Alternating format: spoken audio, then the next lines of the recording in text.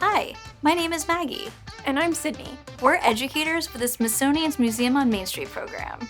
About 60 million Americans live in rural areas. And for over 30 years, Museum on Main Street has shared the Smithsonian's resources with these rural areas and small towns through exhibitions, public programs, youth projects, and story collections. Now, the Smithsonian wants to celebrate and highlight stories from these rural communities, especially stories told by youth. We also want to hear from you. In a series of instructional videos, we'll explore the building blocks of storytelling and help you tell stories about your rural community. In this video, we're going to explore examples of cultural storytelling and give you a chance to apply what you've learned.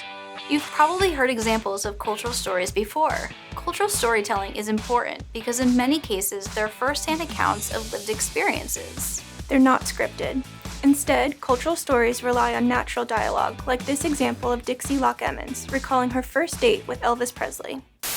Some of my girlfriends and I we always went skating on a Friday or Saturday night at Rainbow, and we had kind of cooked up this plot to, involve him in it without him knowing that it was a plot. We made sure that he was in earshot when we were talking, and we were had our back to him, but we were talking loud enough that he could hear us, that we were all going skating that Friday night. I just felt like if he heard us and if he was interested, that he'd be there.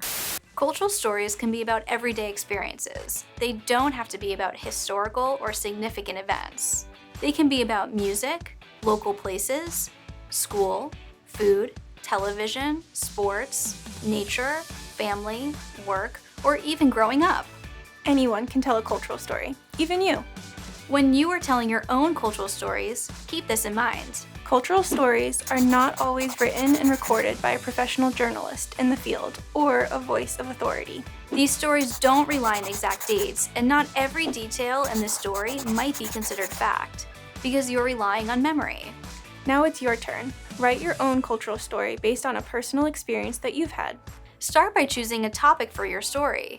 Will it be about a concert you attended or an exciting vacation you took with your family?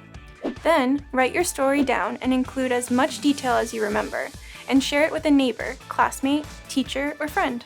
If nobody talks about local history and culture, then nobody will know about it. The value of local culture and history is only as great as the stories that are shared about it. The Smithsonian is listening and wants to hear from you. Visit our website to learn more about storytelling and to hear other stories from across the country.